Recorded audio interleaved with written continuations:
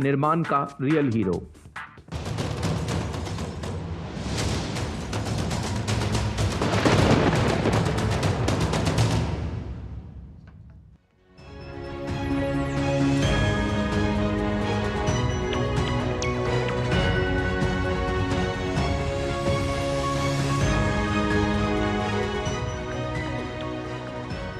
नमस्कार, बड़ी खबर पर बड़ी और सार्थक बहस के साथ हम लेकर हाजिर हैं 5 की पंचायत। मैं हूं आपके साथ रीमा पराशर। मोदी 3.0 शुरुआत हो गई है। मिशन 100 दिन का, उसकी शुरुआत आज जब हुई, पहला दिन था, तो किसानों के लिए बम्पर खटाखट खटाखट ये शब्द इस बार चुनाव में काफी दिखाई दिया। लेकिन हकीकत में किसने बदला? वो है वर्तमान सरकार, जिसने कल ही शपथ ली है और आज ही किसानों के खाते में सम्मान निधि की जो अगली किश्त थी उसकी शुरुआत हो गई। दूसरी तरफ प्रधानमंत्री ने अब से कुछ ही देर पहले पीएमओ के अपने सारे जो कर्मचारी हैं, स्टाफ हैं, उनके साथ में मुलाकात की और उनको एड्रेस किया और प्रधानमंत्री ने बताया कि क्या विजन है, संकल्प क्या है और उसको सिद्धि तक कैसे पहुंचाना है। तो ये तो तमाम बातचीत रही और अब से कुछ ही पलों में पहली कैबिनेट की बैठक प्रधानमंत्री नरेंद्र मोदी की अध्यक्षता में शुरू होने वाली है। सबको इंतजार था इस कैबिनेट की बैठक के शुरू होने से पहले कि जो पोर्टफोलियो है, यानी किसको कौन सा मंत्रालय मिलने वाला है, ये शायद सूची आ जाएगी। लेकिन अभी भी सबको इंतजार है, मुमकिन है कि कुछ समय में वो सूची आए और पता लगे कि किसको कौन सा कार्यभार दिया गया है, कौन सा मंत्रालय दिया गया है। सबसे पहले सटीक जानकारी आप डीडी न्यूज पर देखिएगा, पोर्टफोलियोज के बारे में भी। लेकिन इस सब के बीच विपक्ष ने भी अपना एजेंडा शुरू कर दिया है। विपक्ष की तरफ से एक बार फिर से गठबंधन की सरकार को लेकर सवाल खड़े किए गए और कहा गया कि यह सरकार ज्यादा दिन नहीं चलेगी, क्योंकि गठबंधन की सरकार है और गठबंधन की कई गांठें हैं जो सुलझानी जरूरी हैं, जो कि अभी दिखाई देनी शुरू हो गई हैं। तो जरा समझने की कोशिश करेंगे कि क्या वाकई में गठबंधन की गांठ को सुलझाना जरूरी है या फिर कि मिशन 100 डेज जो फिलहाल शुरू हो गया है आज से, वो सही राह पर निकल पड़ा है। तो बेहद ही खास मेहमान हमारे साथ जुड़ेंगे, लेकिन सबसे पहले वो तस्वीरें और बयान जो आज इस मुद्दे पर चर्चा में रहे।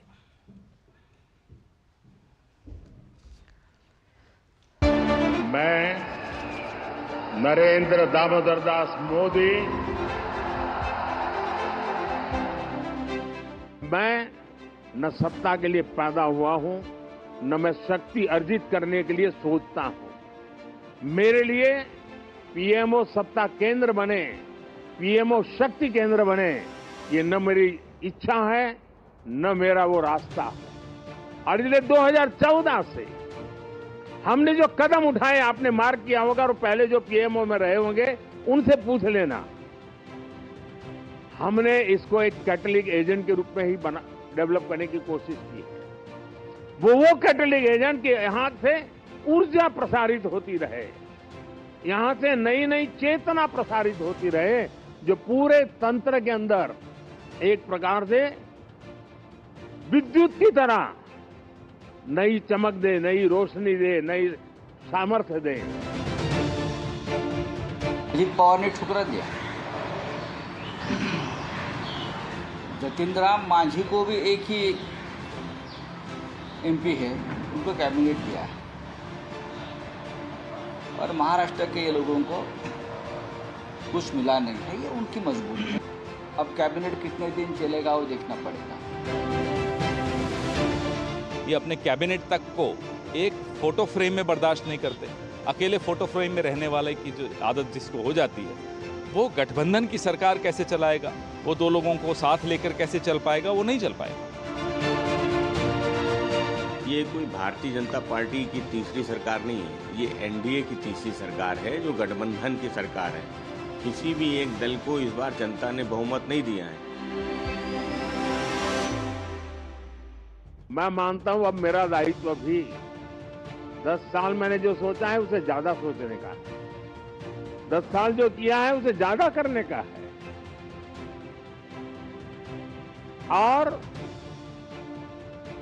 अब जो करना है वो ग्लोबल बेंचमार्क को पार करने वाली दिशा में करना है। कल क्या थे और आज कितना अच्छा किया, वो वक्त चला गया दोस्तों। पहले 5 पर थे, अब 10 पर पहुंच गए, वो वक्त पूरा हो चुका है। अब दुनिया इस विषय पर यहां पर है और ये इससे आगे कुछ नहीं है, तो उसके आगे हम होंगे।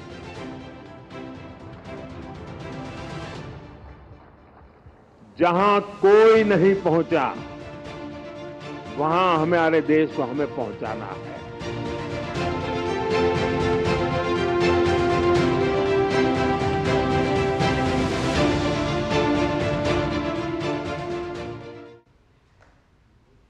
तो ये वो मिशन है 100 दिन का, जिसके बारे में प्रधानमंत्री ने बताया और ये भी बताया कि किस तरीके से भारत को ना सिर्फ अपने देश में बल्कि दुनिया में अब सबसे आगे पहुंचाना है और इसी मिशन पर काम करना है। चलिए, बेहद ही खास मेहमान हमारे साथ जुड़ गए हैं। मैं पहले परिचय अपने मेहमानों का करा दूं और उसके बाद हमारे सहयोगी शैलेंद्र मिश्रा के पास भी हमें चलना होगा, क्योंकि जरा देखते हैं कि कैबिनेट की जब पहली बैठक आज शुरू हो रही है तो उसमें क्या सब निकल कर आ रहा है और पोर्टफोलियोज को लेकर जो चर्चा है उसमें क्या है। लेकिन मेहमान हमारे साथ जुड़ गए हैं स्टूडियो में। हमारे साथ कांग्रेस पार्टी का पक्ष रखने के लिए अजय उपाध्याय जी, प्रवक्ता कांग्रेस पार्टी के मौजूद हैं। हमारे साथ आज विजय शर्मा जी हैं जो कि बीजेपी का पक्ष रखेंगे। साथ ही हमारे साथ तारिक खान जी हैं जो कि प्रवक्ता हैं समाजवादी पार्टी के, और हमारे साथ प्रोफेसर नवीन कुमार जी हैं जो कि एनसीपी अजीत पवार गुट के नेता और प्रवक्ता हैं। और थोड़ी देर में हमारे साथ राजनीतिक विश्लेषक प्रोफेसर संगीत रागी भी जुड़ने वाले हैं। आप सभी का बेहद ही खास स्वागत है। मैं शुरुआत आप लोगों से करूं, लेकिन एक बार जरा अपने सहयोगी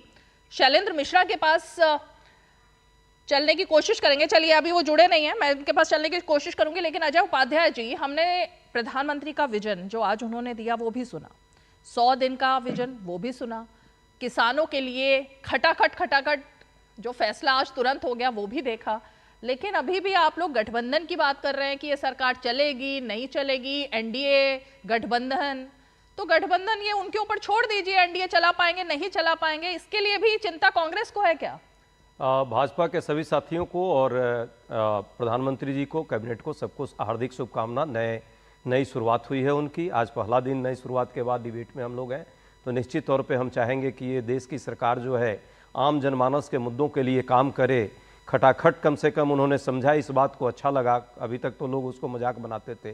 प्रधानमंत्री जी ने, अलग बात है कि 4 महीने पहले जो अप्रैल में एक किस्त जानी थी, चुनाव आचार संहिता का भी एक मुद्दा था, जनवरी वाला फरवरी में हो गया था, इसलिए डिले हो गया था। और ये प्रशासनिक निर्णय है। निश्चित तौर पे ऐसे बहुत सारे निर्णय डे बाय डे की एक्टिविटी में सरकार को करनी होती है, कोई भी सरकार होती हो करती है, पर खटाखट किया ये अच्छा लगा। खटाखट शब्द वही है जो हमारे तरफ से ली गई है। बात आपने गठबंधन की है, बहुत अच्छी बात आपने रखी। आपने ये क्लियर कर दिया कि ये मोदी 030 का नहीं, एनडी 30 का ये गठबंधन है। Naidu Nitish dependent alliance NDA की सरकार है, और एनडीए की सरकार और मोदी जी की नीतीश, नरेंद्र भी एन से ही आता है, वो भी हो सकता है। नरेंद्र भी 1/3 3 लोग हैं तो 1/3 एनएन कर सकते हैं हम। और ये एनडीए की सरकार खुद मोदी जी कह रहे हैं, तो निश्चित तौर पे यदि ये सद्भाव सब में रहेगा तो एनडीए के साथियों को कष्ट नहीं होगा। यदि बार बार उसी तरह जैसे पहले की सरकारों में मोदी चलता रहा तो भाजपा के लोग दुखी हो गए, आरएसएस के लोग दुखी हो गए। इस बार पता चला अलायंस पार्टनर दुखी हो जाएंगे और उनको लगेगा कि हमारी तो कोई वक्त ही नहीं है, हमारा तो नाम भी नहीं लिया जा रहा है। तो ये मैं चाहूंगा कि मीडिया के लोग, मीडिया के साथी, आप लोग जो है आपस में लड़ाई मत करवाएं इन लोगों में। भाजपा और आरएसएस दुखी हुए, ये कहां से खबर आई है? अरे दुखी नहीं होते आरएसएस के लोग, तो सीट जितनी कम आई है, 63 सीट मोदी जी की कम हो गई। अच्छा। उत्तर प्रदेश जैसे राज्य में आरएसएस के दुखी होने की वजह से हुआ। नड्डा साहब ने तो ओपन कह दिया था कि हमें आपकी जरूरत ही नहीं है। ये बात तो आप लोगों ने पब्लिक डोमेन में आप लोगों ने भी चलाया है। तो मेरा ये मानना है कि आपस में जो है एक संतुलन का एक जनादेश है, और उस संतुलन के साथ समन्वय और संवेदनशीलता के साथ देश को आगे बढ़ाने का ये निर्णय प्रधानमंत्री जी को लेना चाहिए, और उसके लिए प्रतिपक्ष उनके साथ उनका सहयोगी बनेगा यदि वो मुद्दों पर बात करेंगे और काम करेंगे। बोलना तो अलग बात है, बट इस बार मुझे पूरा भरोसा है कि मंगल ग्रह की तरह जो जुमले छोड़ते थे वो नहीं छोड़ेंगे। जनता ने उनको ये कहीं ना कहीं एक लिमिटेशन, उनको दायित्व दिया है, और दायित्व के साथ उत्तरदायित्व भी दिया है कि आपको इस फ्रेमवर्क में रह के काम करना है। मुझे पूरा भरोसा है प्रधानमंत्री जी और भाजपा के लोग उन्हीं फ्रेमवर्क को आगे लेकर, सबको लेकर चलने वाला जो निर्णय है, जनादेश है, उस जनादेश का सम्मान करें। विजय शर्मा जी, एक बार फिर से अजय उपाध्याय जी ने भी वही बात कही जिसको लेकर कांग्रेस के तमाम प्रवक्ता लगातार बात कर रहे हैं। ऐसा कुछ है क्या कि गठबंधन में कोई गांठ है जो सुलझ नहीं रही है, जिसकी वजह से विपक्ष को मुद्दा मिल रहा है और लगातार कांग्रेस हमलावर है पहले ही दिन सरकार के? अजय जी और इनकी कांग्रेस पार्टी अभी जो है चुनाव से बाहर नहीं आ पाई है। अभी ये चुनावी मोड में चल रहे हैं।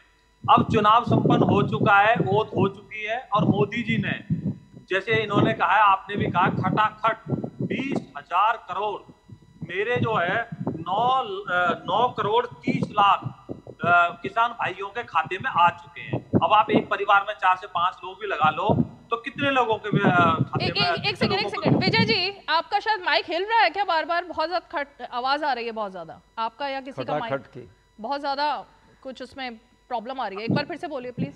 हाँ बोलिए। अभी आवाज ठीक आ रही है? नहीं, वो बीच में कुछ लगातार आपका शायद माइक या कहीं पर कुछ डिस्टरबेंस है। अब ठीक है रीमा जी? बोलिए बोलिए। जी देखिए, जो अजय जी हैं, अजय जी अभी चुनावी मोड से बाहर नहीं आ पाए हैं, और इन्होंने अभी आज मेरे ख्याल से मोदी जी का सुना नहीं है। उन्होंने किस तरह से कहा, और सबसे पहले बैठ के मेरे किसान भाइयों के लिए 20,000 करोड़ की किस्त जारी की है। तो ये संवेदनशील सरकार है, ये देश के गरीबों की। और उन्होंने किस तरह से अपने कर्मचारियों को जब संबोधित किया, किस तरह से बोला है कि पीएमओ जो है वो देश के लोगों की आवाज बने, देश के एक संवेदनशील वो केंद्र बने जहां सबको न्याय मिले। और उसके बाद में उन्होंने बोला है कि हमारे लिए समय की कोई पाबंदी नहीं है।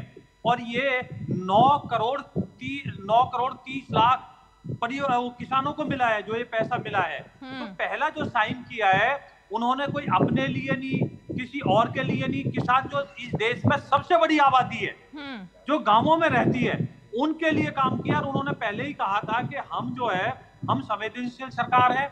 अब रही बात इनकी, तो इनके लिए अंगूर खट्टे हैं। किस तरह से जेडीयू ने अभी पीछे इनके ऊपर आरोप लगाए थे कि इन्होंने प्रधानमंत्री तक का पद का ऑफर दिया, और उन्होंने किस तरह से इनको ठुकरा दिया।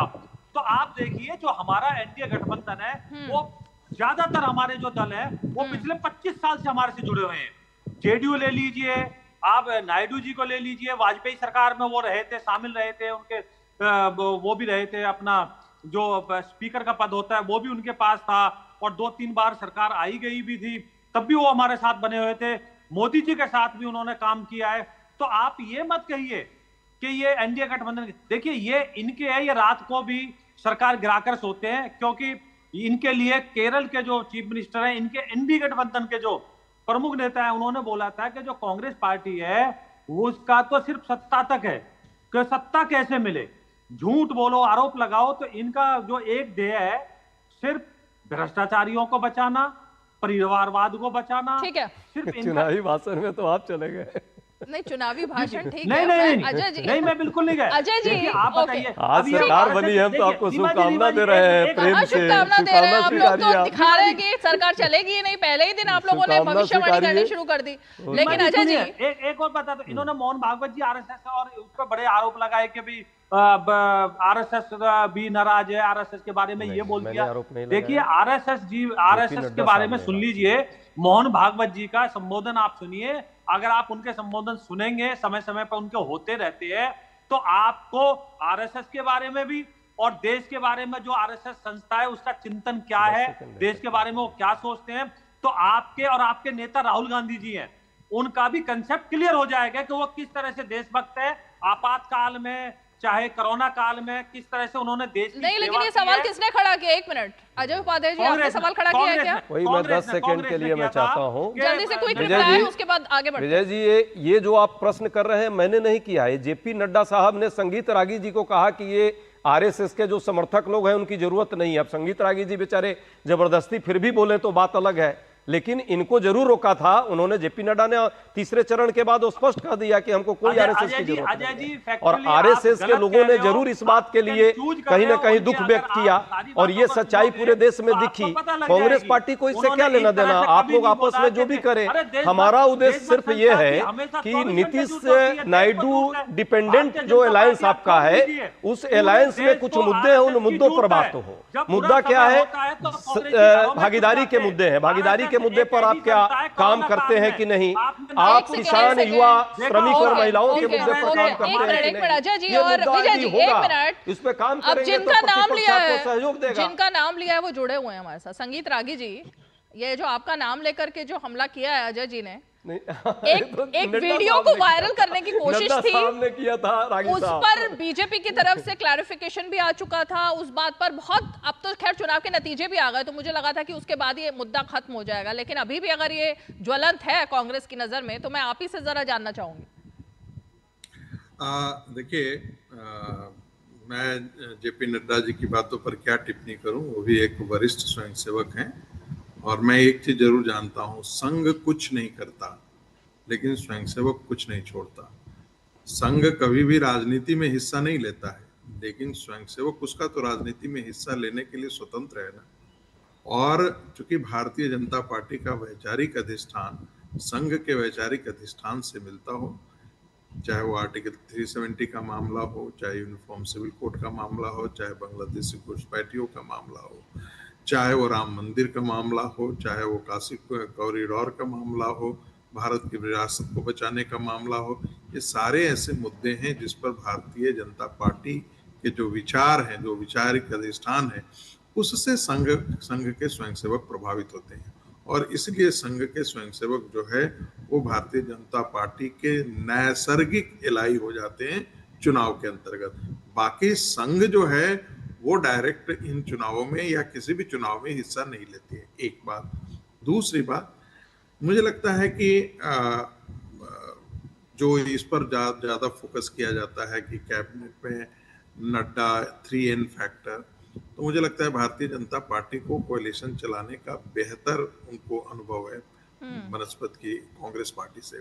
और कांग्रेस पार्टी तो तब चलाई थी जब उसके पास 145 और 206 थे। यहाँ तो भारतीय जनता पार्टी को 240 अपने बल पे होते हैं, और बाकी 2 कोalition यदि आ जाते हैं, 3 जो उसके 4 हैं, तो उसके बाद पूरी एक सरकार बन गई थी।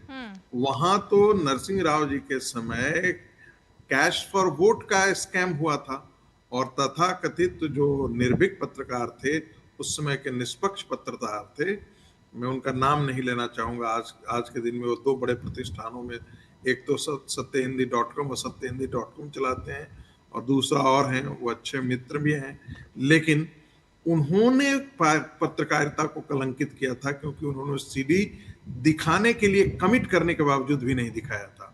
क्योंकि तब पता लगता कि कांग्रेस की नरसिंह राव की जो सरकार है वो घूस के सहारे पैसा दे करके सत्ता में कायम बनी रहे, वो भी तो कांग्रेस की ही सरकार थी। गोदी मीडिया थी या नहीं अजय जी? मैं पूछूंगी आपसे, आती हूँ संगीत जी आपके पास, एक मिनट रुकिए। लेकिन इस वक्त एक बड़ी खबर, क्योंकि कैबिनेट मीटिंग जिस पर सबकी निगाहें लगी हुई हैं, शैलेंद्र हमारे सहयोगी वहां पर जुड़े हुए हैं, एक जल्दी से हम एक क्विक रिएक्शन शैलेंद्र से लेते हैं। शैलेंद्र, क्या बैठक शुरू हो गई है और पोर्टफोलियोज को लेकर सबकी निगाहें लगी हुई हैं, अभी तक सामने आए नहीं हैं, क्या जानकारी है? आप वहां पर मौजूद हैं?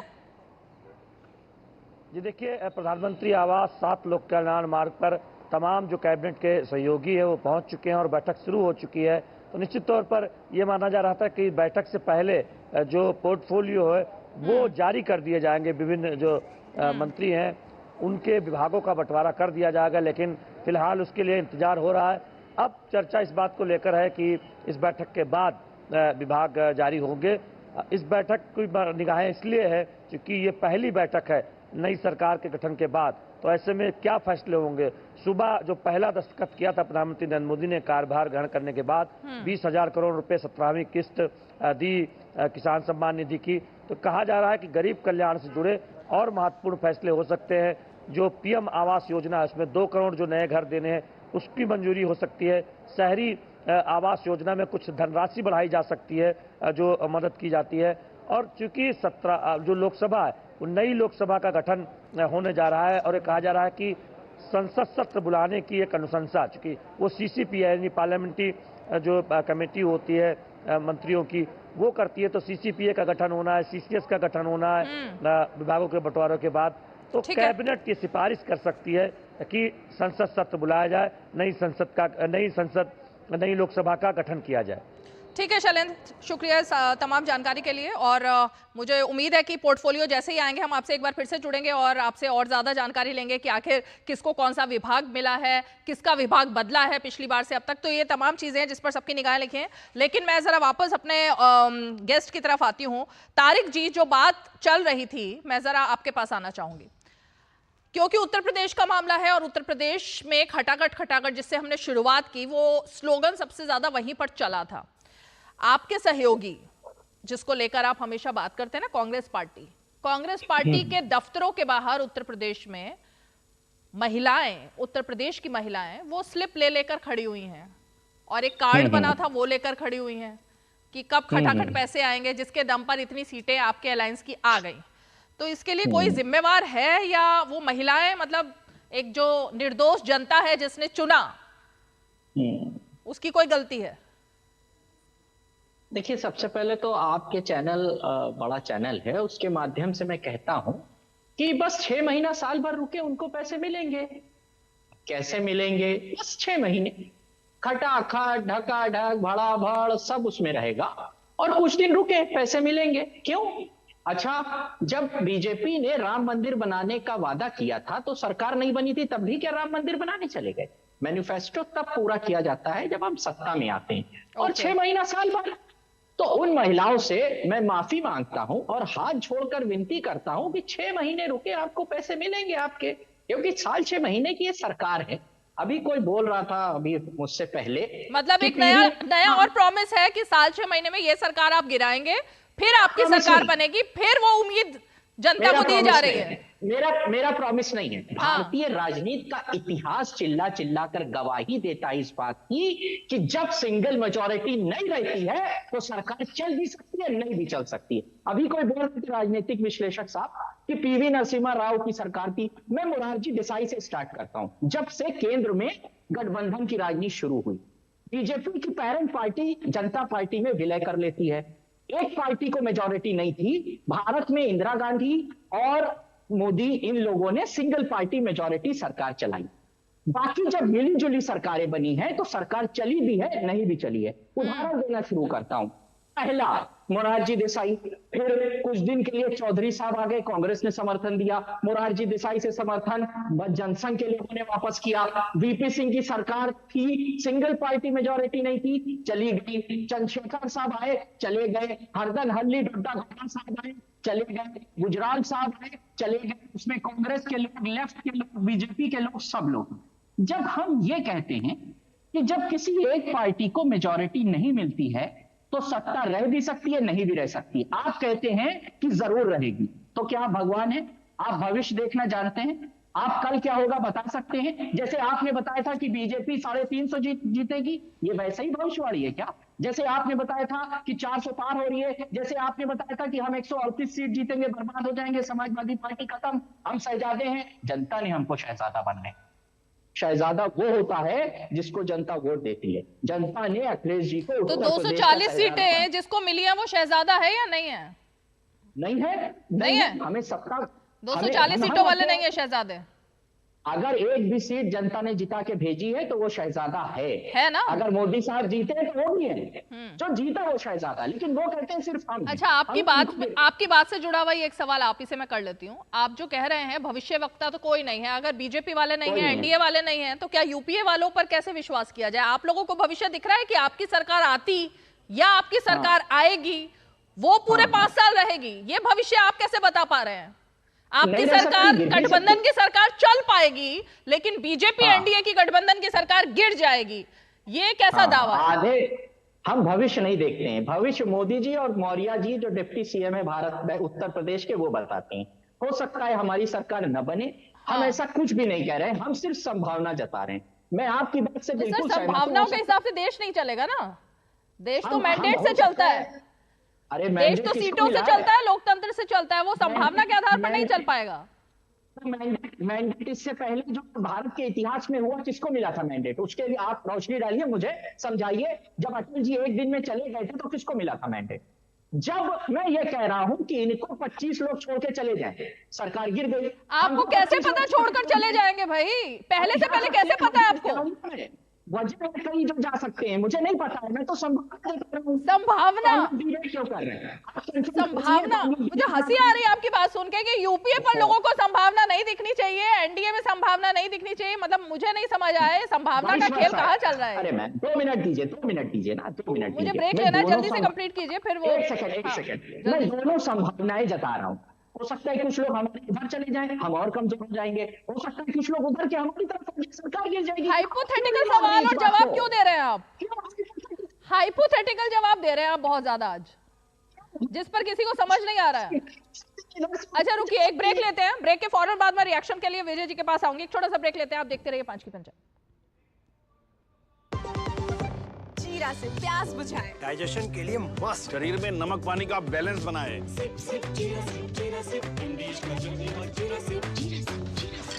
घुटना, कंधा या कमर, चाहे जैसा हो दर्द, डॉक्टर ऑर्थो आपको देता है दर्द से पूरी आजादी। ये कोई टेम्पररी पेन किलर नहीं, आयुर्वेदिक औषधि है। बात जब पीढ़ियों के लिए बनने वाले घर की हो तो जिम्मेदारी बड़ी हो जाती है। गैलेंट समझता है ये जिम्मेदारी। अब डबल एम रिब्स के साथ गैलेंट एडवांस TMT रीबार, निर्माण का रियल हीरो। जिन्होंने यूज किया है वो जानते हैं असली हींग का स्वाद। MDH सुपर हींग, शुद्धता का असली तड़का। MDH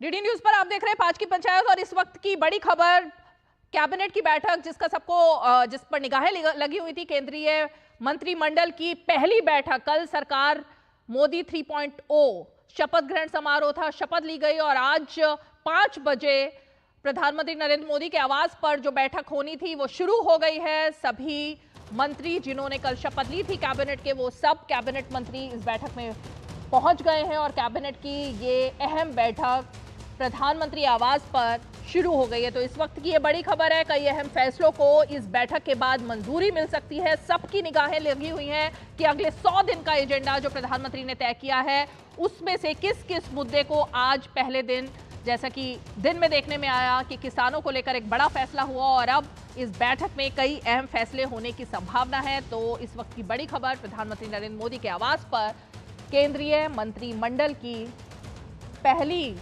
बैठक शुरू हो गई है और जैसे ही पोर्टफोलियोज आएंगे वो हम आपको बताएंगे। लेकिन जरा वापस लौटते हैं, विजय जी जवाब दीजिए और उसके बाद मुझे जरा पवार साहब की पार्टी की तरफ भी जाना होगा, क्योंकि एनडीए के घटक दलों की जब बात हो रही है तो आखिर उनका क्या कहना है। जल्दी से।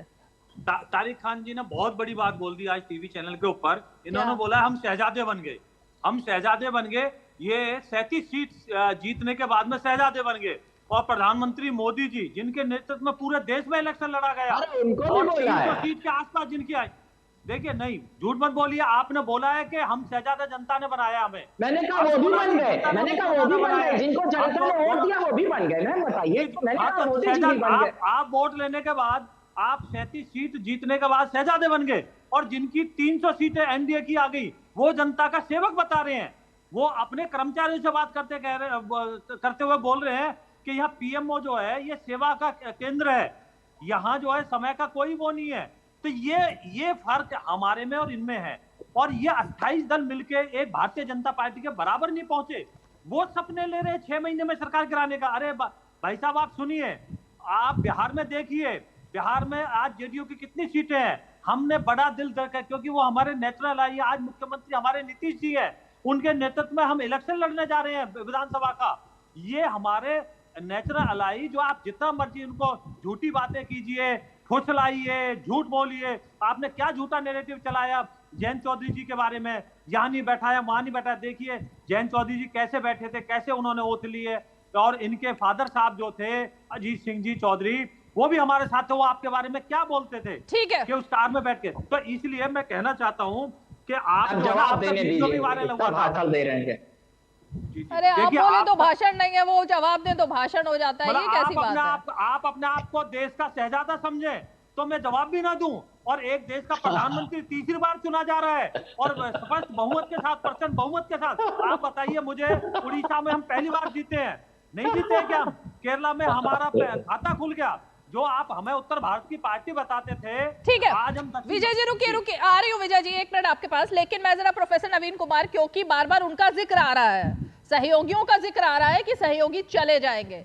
हमने संजय राउत को भी सुना, प्रोफेसर नवीन, उन्होंने आपकी पार्टी का जिक्र करते हुए कहा कि आप लोग नाराज हो गए और बहुत जल्दी महाराष्ट्र की राजनीति में भूचाल आने वाला है, तमाम बातें उन्होंने भी कही। मैं जरा एक बार प्रोफेसर नवीन आप ही से जानना चाहूंगी, हकीकत क्या है? ये नाराजगी का जो शिगुफा कांग्रेस और दूसरे पार्टियां छोड़ रही हैं आपके बारे में, क्या है इसकी हकीकत?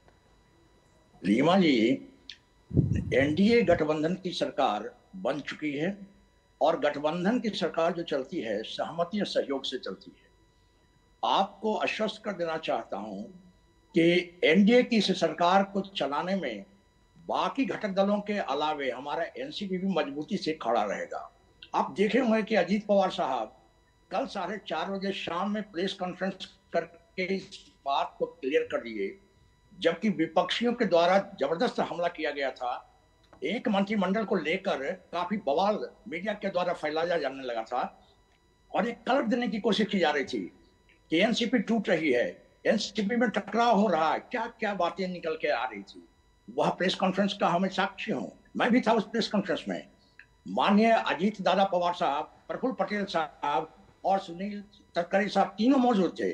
उन्होंने कंडेम किया इस चीज को, उन्होंने कहा कि ऐसी कोई बात नहीं है। हमको एक्चुअली एमओएच यानी स्टेट दर्जे का मंत्री पद दिया गया था, ऑफर किया गया था, लेकिन चूंकि हमारे प्रफुल्ल पटेल साहब पहले भी 2 बार यूनियन कैबिनेट मिनिस्टर रह चुके थे, इसलिए उन्होंने सब धन्यवाद इस बात को ये उन तक पहुंचा दिया, खबर कर दी कि भाई इस पर फिर से विचार कीजिए, या नहीं अगर संभव है तो आगे का हम ये दिन इंतजार करेंगे जब हमारी संख्या बल भी काफी 2 सांसद राज्यसभा में पहुंचकर आने वाले हैं 2-3 महीनों में, फिर बातें होंगी। इस बात को लेकर इतना बड़ा बवाल खड़ा कर दिया गया कि अजीत पवार साहब, प्रफुल्ल पटेल साहब नाराज हैं एनडीए से। अरे भाई, एनडीए से नाराज थे, उनके द्वारा ये एनडीए घटक दलों को जो इनविटेशन मिला शपथ ग्रहण समारोह में जाने के लिए, आप देख लीजिए वीडियो चलाकर, हम लोग सभी मौजूद थे वहां। तो इस तरह का दुराव करके जब चुनाव में नहीं जीत पाए विपक्षी पार्टियां, तो सत्ता पक्ष के बीच में आपस में मतभेद करने के, अब वोट की राजनीति तो थी नहीं, अब उनको वोट मिलने से रहा। अब वोट का ये चुनावी जो जीता समय वो गुजर चुका था। तो सरकार को कमजोर करने के, सरकार की छवि को धूमिल करने के लिए विपक्षी पार्टियों द्वारा लगातार इस तरह की बातें फैलाई जाने लगी।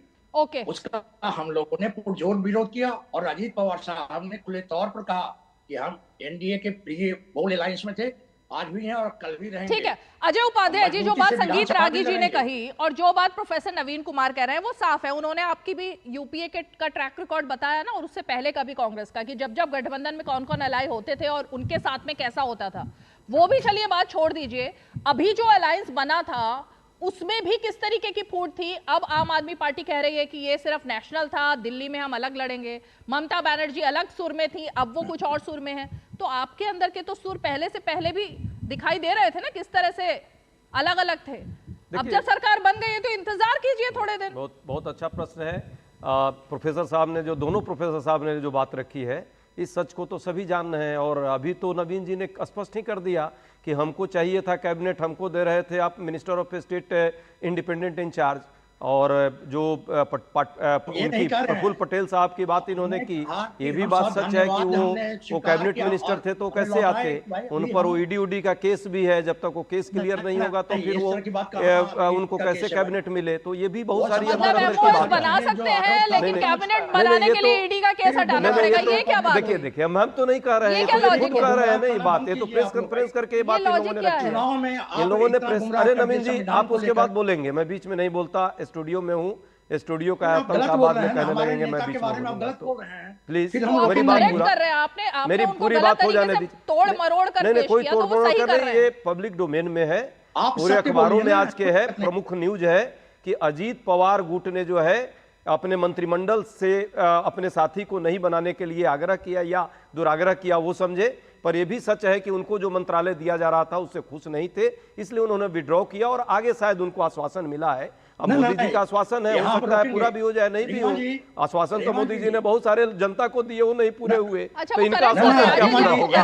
गारंटी जो है इनकी, वो गारंटी क्या पूरी होगी? लेकिन हाँ, एक बात है, जिन मुद्दों पर अभी बात हो रही है कि गठबंधन की सरकार और गठबंधन का धर्म, जब तक वो धर्म आपके अंदर नहीं है ना चलाने का, संभावना क्यों हम लोग व्यक्त कर रहे हैं? क्योंकि आपकी भावना वैसी नहीं रही है। वाजपेयी जी पर प्रश्न कोई नहीं लगाता। वाजपेयी जी ने चलाई सरकार, मनमोहन सिंह ने चलाई सरकार 10-10 साल, 5-5 साल, लेकिन मोदी जी जब बने तो वाकई उनको फुल फ्लेज्ड मेजोरिटी थी 2 बार लगातार। इस बार पहली बार वो जो है नीतीश नायडू डिपेंडेंट, उन पर डिपेंडेंट हो गए हैं। और नीतीश नायडू, दोनों लोगों का क्या है एजेंडा? अब जैसे नीतीश जी का एजेंडा केसी त्यागी ने 2 दिन पहले क्लियर कर दिया, अग्निवीर योजना आप खत्म करो और नहीं तो मोदी जी को 2-1 साल में अग्निवीर बनाने का बाद नीतीश कुमार ने जो बोला वो नहीं सुना बना देंगे या तो अग्निवीर योजना खत्म करें। उसके बाद नीतीश कुमार ने जो बोला वो नहीं सुना, लेकिन उसी उससे तरह एक दिन पहले जो बोला वो सुनाई दिया। नहीं, मुद्दे की बात नहीं मैं कर रहा हूँ, जो उनके मैनिफेस्टो में था। मैनिफेस्टो में क्या था? अग्निवीर को नहीं स्वीकारते हैं, असहमति है ना इस मुद्दे पर। इसी तरह जातीय जनगणना पर नीतीश जी चाहते हैं कि राष्ट्रव्यापी जातीय जनगणना हो, साझेदारी हो। उन्होंने बिहार में कराया, मैं उनको धन्यवाद इस बात के लिए देता हूं। देश के अंदर में वो चाहेंगे और क्या मोदी जी नहीं चाहेंगे तो फिर यहाँ पे दिक्कत होगी। तीसरी जो सबसे महत्वपूर्ण बात है, 2014 से पहले मोदी जी भी कहते थे कि बिहार को स्पेशल स्टेटस का दर्जा देंगे और नीतीश जी उसी मुद्दे पर आज समर्थन की बात कर रहे हैं। वो यदि नहीं मिलता है तो ये संभावना स्पष्ट हो जाएगी कि ये दिक्कत है। यही काम 10 सेकंड, सिर्फ 10 सेकंड रागी साहब से 10 सेकंड, रागी साहब उसका उत्तर और अच्छे से देंगे। यही बात नायडू साहब के साथ है। कई मुद्दों के अलावा उन्होंने एक मुस्लिम आरक्षण का उन्होंने अपने मैनिफेस्टो में डाला है। कांग्रेस इस सब मैनिफेस्टो में नहीं डाली थी, बावजूद मोदी जी बार बार हर जगह भाषणों में अमित शाह जी क्या कहते थे कि कांग्रेस मुस्लिमों को आरक्षण देना चाहती। आरक्षण तो नायडू साहब देना चाहते थे 4%, अभी भी बोल रहे हैं। अब क्या कहेंगे? संगीत रागी साहब भी उसका विरोध करते थे, अब कैसे विरोध करेंगे नायडू साहब का? यदि मान लीजिए वो देना चाहे तो इनको दर्द होगा। ऐसे भक्त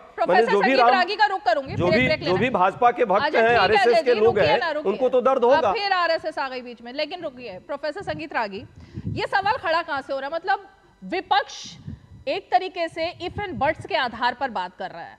2014-2019 में चलिए बीजेपी के पास फुल मेजॉरिटी आ गई, एनडीए का उस तरह से जरूरत नहीं थी, लेकिन फिर भी एनडीए को साथ लेकर चला गया था। ऐसा नहीं था बीजेपी ने एनडीए को हटा दिया था पूरी तरीके से।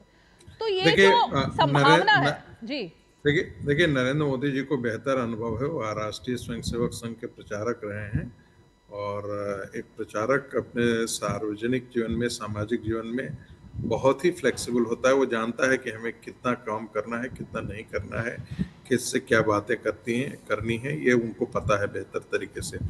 और यदि अटल बिहारी वाजपेयी बेहतर यदि चला सके तो उसका एक बहुत बड़ा कारण था कि बिना घूस दिए हुए वो एक प्रचारक के जीवन में थे, इसलिए वो इतना संभव हो पाया था। मुद्दों को लेकर के आते हैं।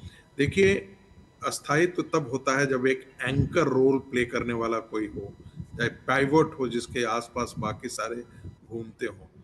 यूपीए के समय जो है वो पहले दौर में कांग्रेस पार्टी थी, दूसरे दौर में भी कांग्रेस पार्टी थी। आपने देखा होगा कि जब दूसरे दौर की कांग्रेस पार्टी थी तब उस समय उसका सीट 206 हो गया था और तब कांग्रेस पार्टी का जो कॉन्फिडेंस लेवल था वो पहले वाले यूपीए के दौर से बिल्कुल अलग था। यहाँ पर भारतीय जनता पार्टी को 240 सीट अपने बलबूते पर आई है और उसके ट्रस्टेड पार्टनर्स के साथ जो है वो पूरा आंकड़ा पार कर जा रहा है। ऐसी स्थिति में सरकार के न चलने का तो कोई मतलब नहीं बनता है। दूसरी बात, मुझे लगता है कि जब कैंपेन के बारे में बात किया जाए तो कांग्रेस को जवाब देना चाहिए।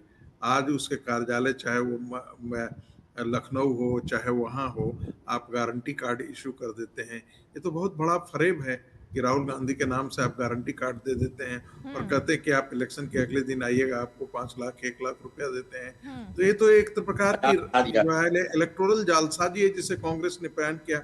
और भारतीय जनता पार्टी ने कब कहा था कि आरक्षण खत्म कर देंगे, आरएसएस ने कब कहा था कि आरक्षण खत्म कर देंगे, लेकिन इसको भी जो चलाया गया।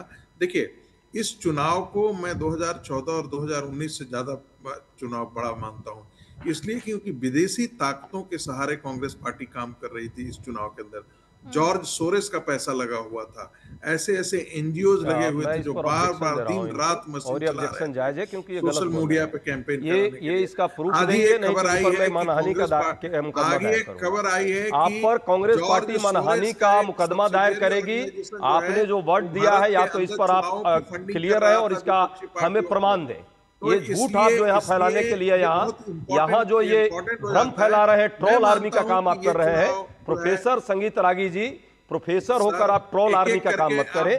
आप एक सम्मानित नागरिक की हैसियत से यदि प्रोफेसर है तो आपकी भाषा में शालीनता और उसके साथ एविडेंस होना चाहिए। आप क्या बात कर रहे हैं? कांग्रेस पार्टी क्या कर रही थी? शर्म करिए, आप झूठ बोल रहे हैं। आप यदि है तो इसका आप प्रूफ दीजिए हमको, नहीं तो आप पर मानहानि का केस इस बात के लिए कांग्रेस पार्टी समेत मैं खुद इस पर दायर करूंगा। ऐसे झूठे तथ्य आप मत कीजिए। कौन सा तथ्य आपके पास? आप एक प्रोफेसर हैं, आप तो एक एक चीजों को पढ़ाते हैं बच्चों को, क्या यही झूठ पढ़ाते हैं? यूनिवर्सिटी में क्या ये झूठ पढ़ाने का काम आप करते हैं? यही भ्रम व्हाट्सएप यूनिवर्सिटी चलाने का काम करते हैं आप? ये ट्रोल आर्मी का काम आप करते हैं? यही असर रह गया है आपका। शर्म नहीं आती आपको? पढ़े लिखे प्रोफेसर लिख रहे हैं और इतने झूठे तथ्य आप। एक सेकंड अजय उपाध्याय जी, कांग्रेस पार्टी के बारे में इस तरह से यहाँ नाप सना बोलेंगे। एक मिनट पहली बात सुनिए अजय उपाध्याय जी, जहां तक प्रूफ की बात है, जहां तक प्रूफ की बात है ना अजय उपाध्याय जी, एक मिनट यही झूठा रिसर्च। एक मिनट सुनिए अजय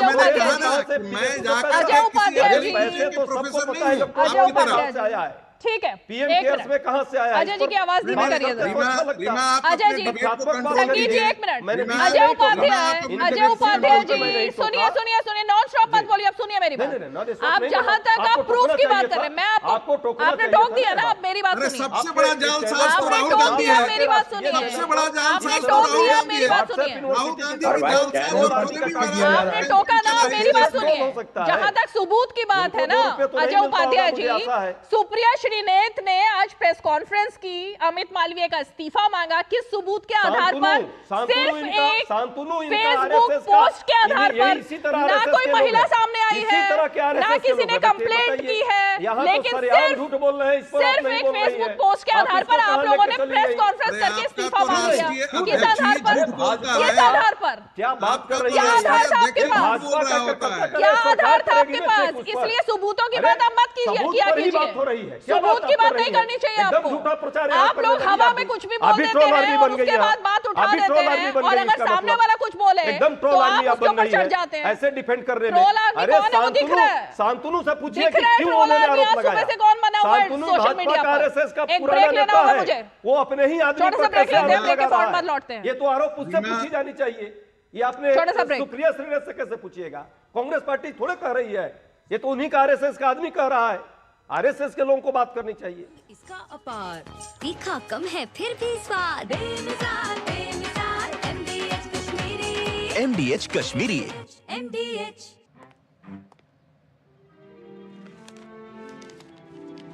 इतनी जल्दी पैसे डबल?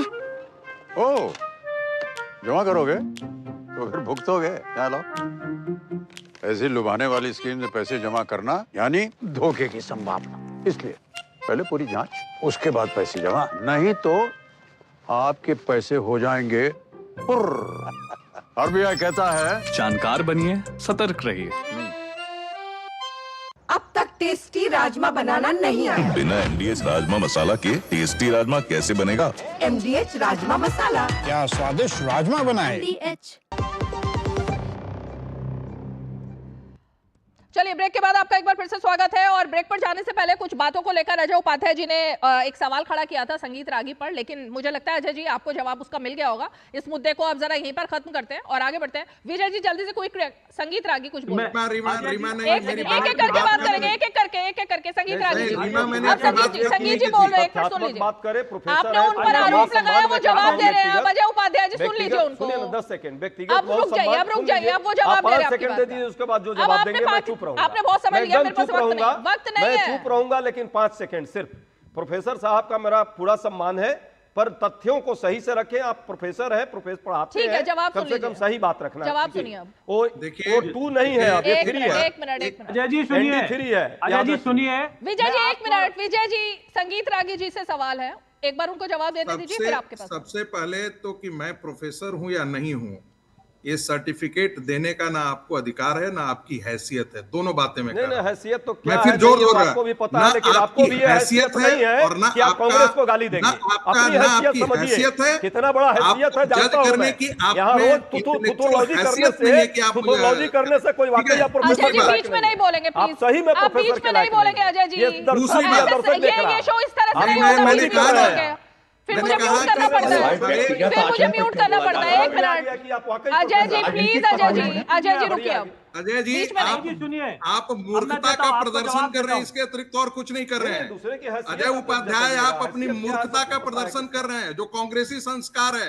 मैंने आपके बीच में एक बार भी नहीं बोला था, और आप बेहूदगी लगातार आप बेहूदगी किए जा रहे हैं। आप अपना बेहुदा आचरण बंद कीजिए। फ्रॉड करना, भ्रम फैलाना, झूठा बोलना, व्हाट्सएप यूनिवर्सिटी चलाना, यही आपके प्रोफेसर का औकात रह गया है। ये क्या शब्दों का इस्तेमाल हो रहा है, औकात, समझ गया मैं। हैसियत, ये क्या चल रहा है? ये खुद कर रहे हैं, जी आप एक बड़ी पार्टी के नेता हैं, ये कैसी शब्दावली का इस्तेमाल कर रहे हैं आप बार-बार? नहीं, यहाँ पर ये सब नहीं चलेगा, ना तो तुम्हारी ये सब यहाँ नहीं चलेगा, ये शब्दावली नहीं चलेगी, ये शब्दावली नहीं चलेगी, ये शब्दावली यहाँ नहीं चलेगी। मुझे आपको म्यूट करना पड़ेगा, फिर मुझे म्यूट करना पड़ेगा आपको। ये क्या औकात और ये क्या शब्द है? संस्कार की बात कीजिए ना, संस्कार ये कहते हैं आपके, नहीं तरीका ठीक नहीं है। अरे भाई मेरे संस्कार आप मुझे मत याद दिलाइए, फिर इनके संस्कार पर भी पूछिए। मैं लगातार आपको बोलने का मौका दे रही हूँ, लेकिन आप कुछ भी बोल रहे हैं, कुछ भी बोल रहे हैं आप। म्यूट कीजिए अजय जी को, म्यूट कीजिए अजय जी को। चलिए जवाब लीजिए, ठीक है जवाब लीजिए। होता है देखो विजय शर्मा, अजय जी सुनिए, रागी जी एक मिनट, रागी जी मैं इनको सबूत देता हूँ, एक मिनट मैं इनको सबूत देता हूँ। अजय जी प्लीज एक एक करके बात करेंगे हम। रीमा, सबसे बड़ा झूठ और फरेब का प्रचार जो है राहुल गांधी और गांधी सोनिया परिवार करता है। किसी ने नहीं कहा था कि आरक्षण खत्म करना है इस देश में, लेकिन ये फरेब का और टकाटक का प्रयोग किसने किया? गांधी परिवार ने किया। इसको चलाता कौन है? विदेशी ताकतें चलाता है। इसलिए मैं आरोप लगाता हूँ, मैं इसलिए नहीं कह रहा हूँ। अजीत डोभाल ने टिप्पणी की है। आप सुनिए अजय जी, सुनिए, आपने अभी कहा कि आपके पास क्या सबूत है। हमारे विदेश मंत्रालय की आप जाके देखिए, साइट पे जाइए, उन्होंने एकदम बिल्कुल एक एक बिंदुवार आरोप लगाए हैं किस तरह से वहां साजिश रची गई है विदेशों में, और एक बार नहीं दो बार, और उन्होंने नाकाम कर दी है। तो एक बार आर्टिफिशियल, एक मिनट रुकिए अजय जी, बीच में बोलिए, क्या रहा है आपका? अजय जी कांग्रेस पार्टी के कार्यकर्ता को बंद कर दे। ये झूठ कांग्रेस पार्टी के बारे में आप बता रहे हैं। विदेश अजय उपाध्याय जी, देखिए फिर विदेश से क्या हुआ, किस तरह से एक वीडियो अपलोड होता था और वो वीडियो यहाँ पर वायरल करवाया जाता था, पिक एंड चूज करके, एडिट करके, लेकिन वो चीज आपको दिखाई नहीं देगी अजय जी, क्योंकि उन लोगों के साथ किसकी मिली भगत थी वो सबको पता है, पूरा देश जानता है। और अब उस पर जनता ने मैंडेट दे दिया है। मुझे लगता है उस झूठ को फैलाना बंद करना चाहिए, अब उस झूठ को फैलाना बंद करना चाहिए, अब उस झूठ को फैलाना बंद करना चाहिए। उस झूठ को जनता ने पकड़ लिया है, जनता वो झूठ पहचान चुकी है कि किसने झूठ फैलाया था, इसलिए यहाँ से झूठ फैलाएंगे कोई फायदा नहीं होगा, कोई फायदा नहीं होगा। जनता को पता लग चुका है कहाँ से वीडियो आता था, किसको पैसा दिया जाता था, किसको मटेरियल दिया जाता था, वो सब पब्लिक डोमेन में है। सिर्फ कांग्रेस पार्टी अनजान होगी उस बात से, लेकिन देश की जनता जान चुकी है। चलिए छोटे से ब्रेक लेते हैं, ब्रेक के फौरन सुनिए। पाव भाजी को फेवरेट बनाता है MDH पाव भाजी मसाला। MDH पाव भाजी मसाला। MDH बनाए पाव भाजी लाजवाब। डॉक्टर ऑर्थो ऑयल के रेगुलर मसाज से जॉइंट हेल्थी रहते हैं, और अगर प्रॉब्लम बहुत पुरानी है तो डॉक्टर ऑर्थो कैप्सूल्स साथ लेना ना भूलें। अब दर्द भी घुटने टेकेगा। बात जब पीढ़ियों के लिए बनने वाले घर की हो तो जिम्मेदारी बड़ी हो जाती है। गैलेंट समझता है ये जिम्मेदारी। अब डबल एम रिब्स के साथ गैलेंट एडवांस TMT रीबार, निर्माण का रियल हीरो। बढ़िया है, प्राकृतिक हल्दी, मिर्ची, धनिया। नहीं, मिर्ची, धनिया, हल्दी, MDH। मसाले सच सच MDH।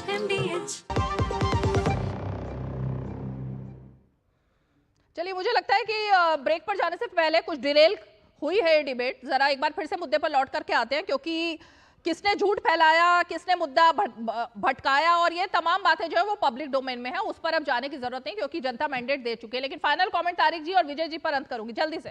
जी देखिए अजय जी, सुनिए, राहुल गांधी जी ने लंदन में बैठ के कहा था कि आप हस्तक्षेप कीजिए। एक दूसरी मैं आपको बताता हूं कि आप गठबंधन की बातें करते हो। गठबंधन में देखिए, आपने कर्नाटक में अपवाद है आपका, आपने किस तरह से रुलाया चीफ मिनिस्टर को, कितनी बार वो आंसुओं से रोए। हमारे आप देखिए महाराष्ट्र में हमारे MLA कितने हैं, आप बिहार में देखिए, आप इतिहास देखिए। तो आप ये झूठा नैरेटिव मत फैलाओ। आपने इतने ठीक है विजय जी, वक्त कम है। तारिक जी फाइनल कमेंट फटाफट। मैं ये कह रहा हूं कि अभी कहा जा रहा है कि हम लोगों ने भ्रम फैलाया। इसका मतलब आप ये भी कहना चाहते हैं कि जनता इमेच्योर थी? और अगर हमने भ्रम फैलाया, चलिए, तो मोदी जी ने मंचों से यह नहीं कहा कि स्वयं अम्बेडकर अगर आ जाएंगे तब भी आरक्षण खत्म नहीं होगा। इसका मतलब जनता मोदी जी की सुनती नहीं है। क्या कहना क्या चाहते हैं आप? अगर वही जनता आपको वोट दे दे तो वो मैच्योर है, और हमारी बात अगर समझ में आ जाए और आप लगातार आरक्षण और प्रधानमंत्री ने कई बार इस बात को क्लैरिफाई कर दिया था कि उन्होंने ऐसा बिल्कुल नहीं बोला था कि मुस्लिम आरक्षण खत्म किया जाएगा। पहली बार जिस बात को प्रोफेसर संगीत रागी ने बोला है तारिक जी, प्रधानमंत्री जी ने बोला था हम धर्म के आधार पर, फिर से वही बात होती है ना, टूल किट के खिलाफ नहीं है, धर्म के आधार पर खिलाफ है। आप बीजेपी के प्रवक्ता तय कर लीजिए कि ऐसा बीजेपी झूठ मत बोलिए। नहीं, आप मोदी जी ने बोला था धर्म के आधार पर आरक्षण के विरोधी है। हम मुस्लिमों को आरक्षण देने के विरोधी नहीं है, लेकिन धर्म के आधार पर नहीं। टूल किट जो चलती है ना, उसी की बात प्रोफेसर संगीत रागी कर रहे हैं। वो टूल किट कुछ बोलती है और उसको फिर जनता में फैलाया जाता है। ये वही टूल किट है। मोदी जी तारिक जी वही टूल किट ही है जिसका जिक्र हो रहा था। उन्होंने जेडीयू का बोला, उसका देखो वो अलग पार्टी है, CAA पे उनका विचारधारा अलग थी। अब मत फैलाइए, अब मेरे ख्याल से मुद्दे पर रहा जाए, एजेंडे पर रहा जाए, और कैबिनेट की बैठक अभी चल रही है। चलिए, आप सभी खास मेहमान हमारे साथ आज 5 की पंचायत में जुड़े सभी का बहुत बहुत शुक्रिया। और इसीलिए जब मुद्दा ये है कि आखिर 100 दिन का एजेंडा क्या होगा, तो विपक्ष आखिर गठबंधन को लेकर मुद्दा क्यों उठा रहा है, ये एक सवाल है। क्योंकि अगर हम गठबंधन को देखें, जो कि विपक्ष का गठबंधन है, तो उसमें तो टूट शुरुआत से दिखाई दे रही थी और अब आकर के सभी बिखरे बिखरे से दिखाई दे रहे हैं। तो सवाल यह है कि अब कब तक इसी तरह से मुद्दे को डिरेल किया जाएगा और क्यों जनता के एजेंडे पर बात नहीं होगी। चलिए, पोर्टफोलियोज का अभी भी इंतजार है। जैसे ही पोर्टफोलियोज आएंगे DD न्यूज पर सबसे पहले आपको बताया जाएगा। 5 की पंचायत में आज इतना ही। कल फिर होगी मुलाकात, तब तक के लिए हमें दीजिए इजाजत। नमस्कार।